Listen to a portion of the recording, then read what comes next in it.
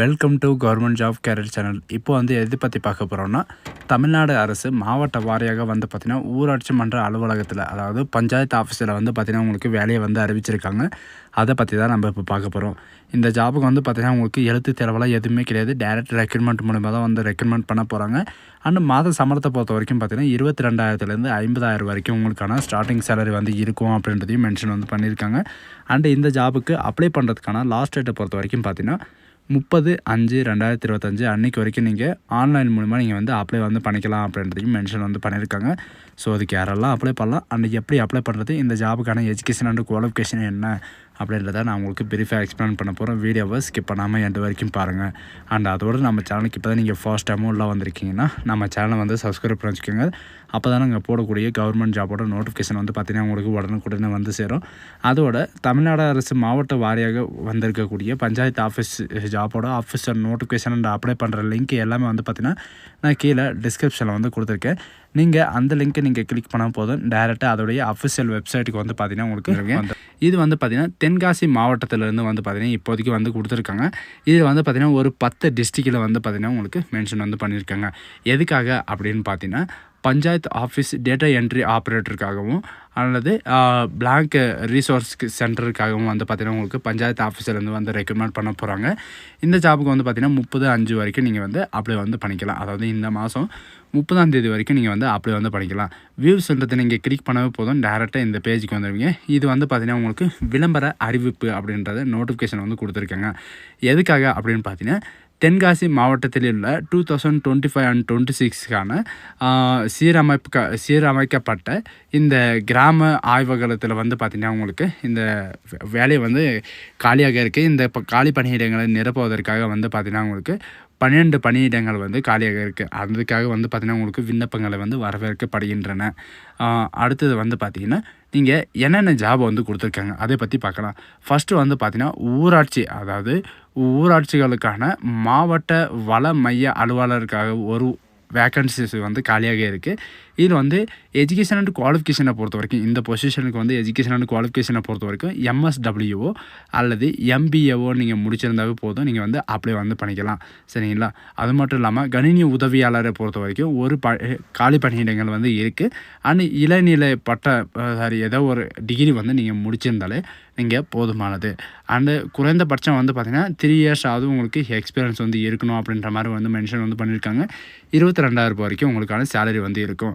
And வட்டார வள மைய பயிற்சி நிறுவனத்தில் வந்து பார்த்திங்கன்னா உங்களுக்கு 10 காலி பணியிடங்கள் வந்து இருக்குது. இதில் வந்து பார்த்திங்கன்னா நீங்கள் வந்து டேரெக்டாக வந்து நீங்கள் ஏதாவது ஒரு டிகிரி வந்து நீங்கள் கம்ப்ளீட் பண்ணியிருந்தாலே போதுமானது அப்படின்றது மென்ஷன் வந்து பண்ணியிருக்காங்க.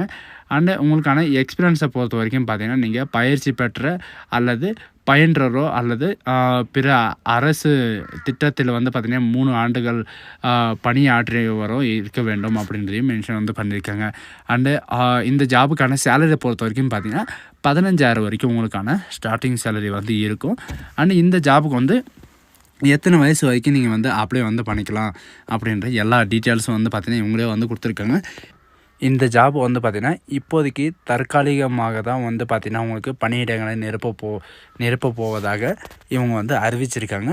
அண்டு இந்த வந்து பார்த்திங்கன்னா உங்களுக்கு பர்மனெண்ட் ஆகிறதுக்கு வந்து சான்சஸ் நிறையவே இருக்குது. ஏன்னா இவங்க வந்து பார்த்திங்கன்னா ஒர்க்கிங் எக்ஸ்பீரியன்ஸும் அல்லது உங்களுடைய பர்ஃபார்மன்ஸும் பார்த்து தான் உங்களுக்கு வந்து இந்த பதவியை வந்து ரீப்ளேஸ் பண்ணணுமா இல்லையா அப்படின்றத இவங்க வந்து மென்ஷன் வந்து பண்ணுவாங்க.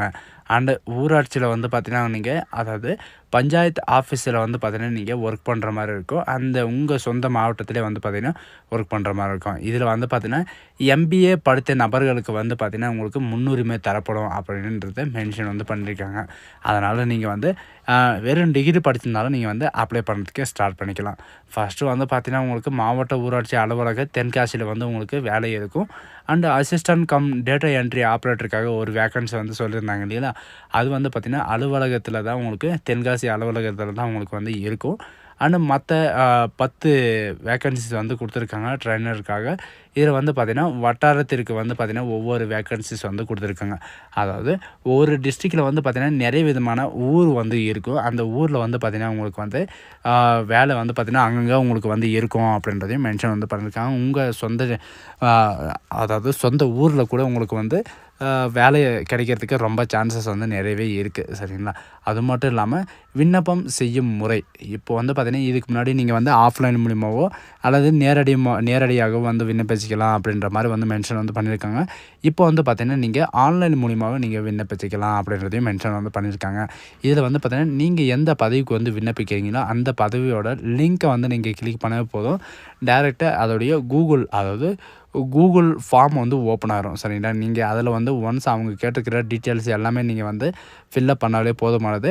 அவங்க வந்து பார்த்திங்கன்னா உங்களுடைய டீட்டெயில்ஸ் எல்லாமே செக் பண்ணிட்டு நீங்கள் வந்து எல்லாத்துக்குமே வந்து குவாலிஃபைடாக இருக்கீங்க அப்படின்ற பட்சத்தில் வந்து பார்த்திங்கன்னா அவங்களே வந்து பார்த்திங்கன்னா உங்களுக்கான கால் பண்ணுவாங்க. அப்படி இல்லைனா உங்களுக்கு வந்து லெட்டர் வந்து அனுப்புவோம் அப்படின்றதையும் மென்ஷன் வந்து பண்ணியிருக்காங்க. இதில் ஸ்டார் இருக்கிறத மட்டும் வந்து பார்த்திங்கன்னா நீங்கள் மஸ்ட்டாக வந்து நீங்கள் ஃபில்லப் பண்ணி ஆகணும். ஸ்டார் இல்லாத வந்து பார்த்திங்கன்னா நீங்கள் வந்து ஃபில் பண்ண வேண்டிய அவசியம் கிடையாது. அண்டு உங்கள்கிட்ட இருந்தால் நீங்கள் வந்து ஃபில் பண்ணுங்கள். அப்படி இல்லைனா நீங்கள் மஸ்ட்டாக வந்து ஃபில் பண்ணணும் அப்படின்ற இது வந்து கிடையாது. சரிங்களா? உங்களுடைய பாஸ்போர்ட் சைஸ் ஃபோட்டோலேருந்து உங்களுடைய எஜுகேஷன் அண்ட் குவாலிஃபிகேஷன் என்ன அப்படின்றத கேட்டிருக்காங்க. யூஜி, பிஜி அதாவது எம்பிஏ இந்த மாதிரி படிச்சிருந்தாங்கன்னா அவங்களுக்கு வந்து முன்னுரிமை தரப்படும் அப்படின்றத மென்ஷன் வந்து பண்ணியிருக்காங்க. அதுக்கு மேலே நீங்கள் வந்து எந்த குவாலிஃபிகேஷன் இருந்தாலும் நீங்கள் வந்து படிக்கலாம். ஆனால் உங்களுடைய பாசிங் இயர் என்ன, உங்களுடைய அதாவது டிகிரியில் வந்து என்ன சப்ஜெக்ட் வந்து படிச்சிருக்கீங்க, சிலர் வந்து சயின்ஸ் படிச்சிருப்பாங்க, ஹிஸ்ட்ரி படிச்சிருப்பாங்க, அந்த மாதிரி வந்து கொடுத்துக்கலாம். உங்களுடைய எக்ஸ்பீரியன்ஸை வந்து கேட்டிருக்காங்க.